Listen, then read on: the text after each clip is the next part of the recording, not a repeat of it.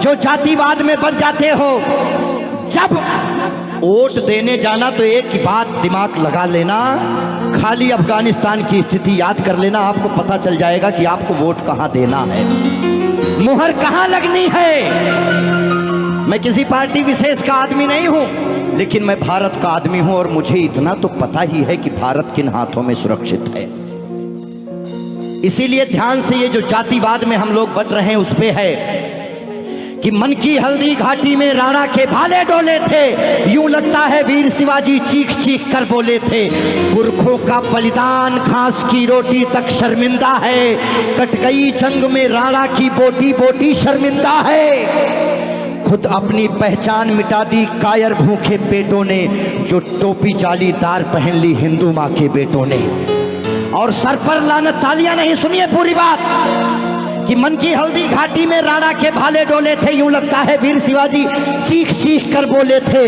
पुरखों का बलिदान घास की रोटी भी शर्मिंदा है, कट गई जंग में राणा की बोटी बोटी शर्मिंदा है। खुद अपनी पहचान मिटा दी कायर भूखे पेटों ने, जो टोपी जालीदार पहन ली हिंदू माँ के बेटों ने। सर पर लानत वाली छत से फिर खुला ठिकाना अच्छा था, टोपी गोल पहनने से तो मर जाना ही अच्छा था। मथुरा अवधपुरी घायल है, काशी घिर गई कराहों से, यदकुल गठबंधन कर बैठा कातिल नादिर शाहों से।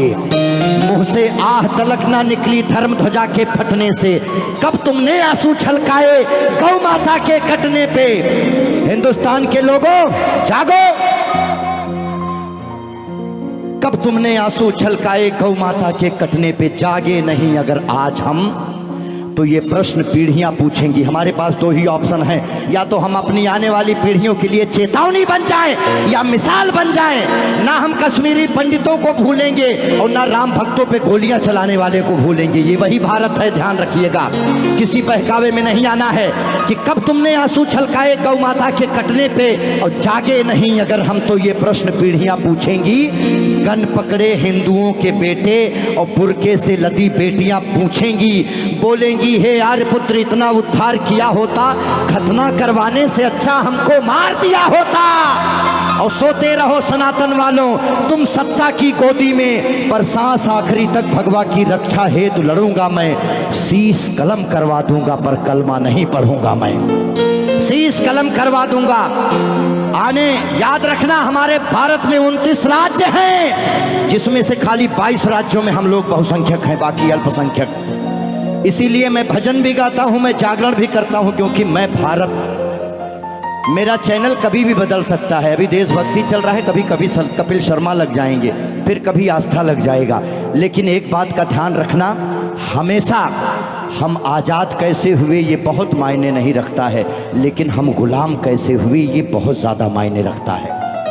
आप जानने का प्रयास करना कि ऐसा क्या हुआ होगा भारत में जो पूरा अखंड भारत गुलामी की तरफ बढ़ गया। इस देश में जिनको चोर कहना था, जो मुगल भारत को लूटने आए, चाहे वो गजनी रहा हो, चाहे वो औरंगजेब, महान अकबर जिसको जिल्ले इलाही कहा गया, जिल्ले इलाही खुदा की परछाई को कहते हैं। और जो भारत के लोग अकबर को महान बताते हैं, जिल्ले इलाही शहंशाह अकबर, जिल्ले इलाही खुदा की परछाई को कहता है। ये कौन सा जिल्ले इलाही है जो दिल्ली में महिलाओं की मंडियां लगाता है, महिलाओं की खरीदी फरोश करता है? इतनी काली परछाई कौन से जिल्ले इलाही की हो सकती है?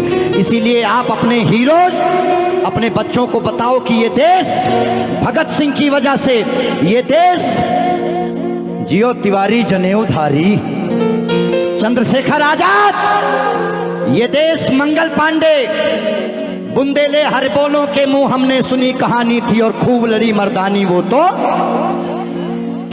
हमारे यहाँ महिलाएं घूंघट करती हैं क्योंकि यहाँ लुटेरे आए भारत में, लूटे, डोलियां लूटे, महिलाओं के साथ दुराचार किए, जिसकी वजह से उन्हें पर्दे में रखा जाने लगा। भारत के लोगों, 2022 का चुनाव आपके सर पे है। मोहर लगाने से पहले सोच लेना कि भारत वाकई में किन हाथों में महफूज है, बाकी आगे आपकी मर्जी। बोलिए भारत माता की।